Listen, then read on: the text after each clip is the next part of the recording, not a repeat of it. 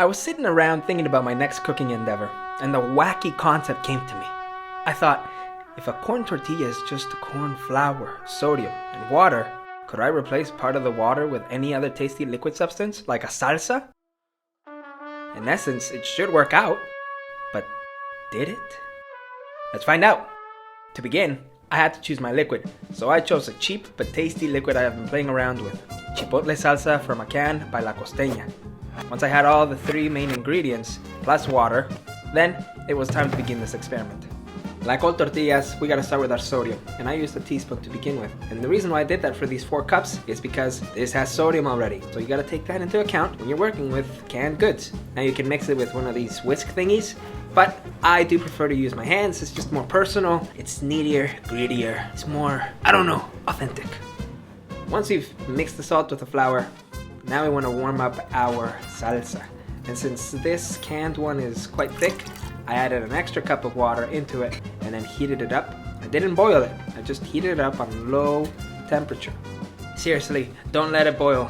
Mine went over by a little bit, and man does it hurt when you're using it.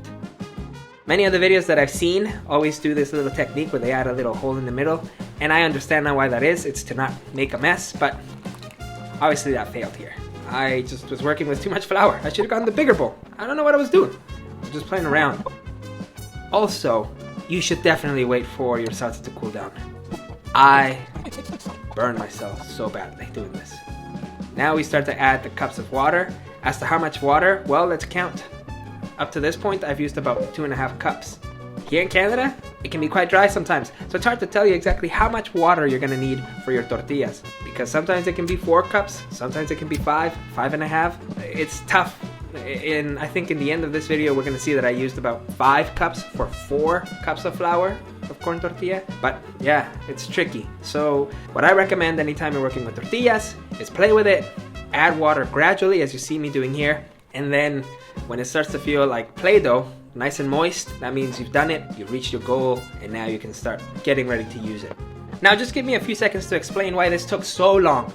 First, I'm working with 4 cups of corn tortilla flour, which hopefully would give me 80 corn tortillas. Second, the angle that I'm doing this at because of the camera is basically one leg on the sink and then my 2 arms extended out. So, not the most ideal circumstances. But hey, I know I made mistakes. There's many things I can improve on. If you see something, please let me know in the comments. I can't wait to try all of your suggestions. Thanks. Now that we have our dough, we gotta keep it moist, so we cover it.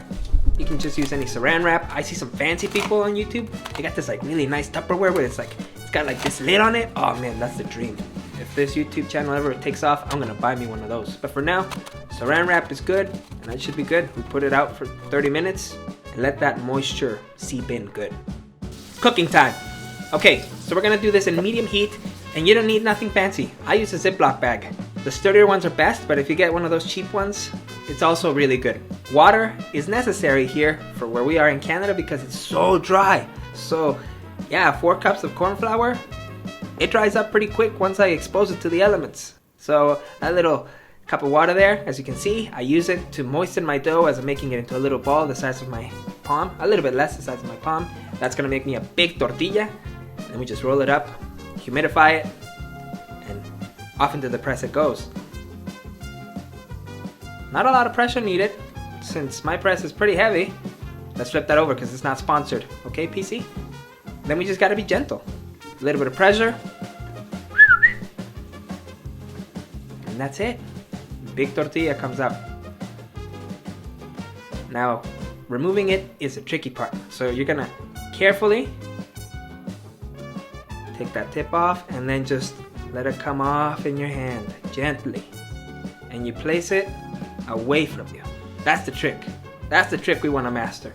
It's the trick that the señoras, the abuelas, and the señores from YouTube will always show you. You just let it roll off your hand away from you. And we just wait. Preferably, if you're comfortable with your cooking tools, you only want to wait 15 seconds. But as you can see here, we don't have the best table. So, yeah. I let it be there for about 12 seconds, but it just...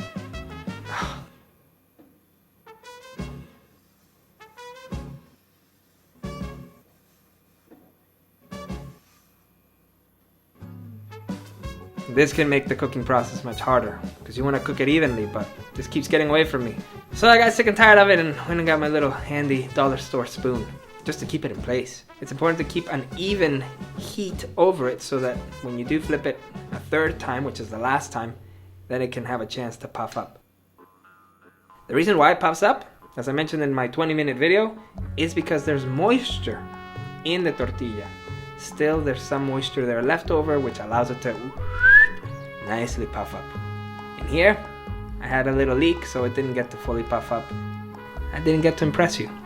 But in essence, really when you're just beginning to make corn tortillas, don't focus on the puff, just focus on the timing. So on medium heat or medium-low heat, depending on what you're cooking on, it's about 15 to 20 seconds on the first side, then flip it quick. Then you let it really rest on there for 30 to 45 seconds. Let that side cook. And then on the last flip, just wait until it puffs up a little bit, which takes about 15 seconds, and off it goes. That's it. Your tortilla really doesn't need much longer than that. We let them rest for a little bit because really these beautiful things continue to cook after you've taken them off the heat. And just like that, we have 80 delicious Chipotle tortillas. Well, we don't know if they're delicious yet. So we gotta do the test. We need to grab one, hold it, feel it, smell it, fold it. Yeah, this one cracked a little bit, but don't pay attention to that. Listen, you saw my table. It was hard to keep them, but what matters is the taste. And what does it taste like? Like it was missing a whole other can of chipotle. But it was delicious. Try it out and I hope you get the same results.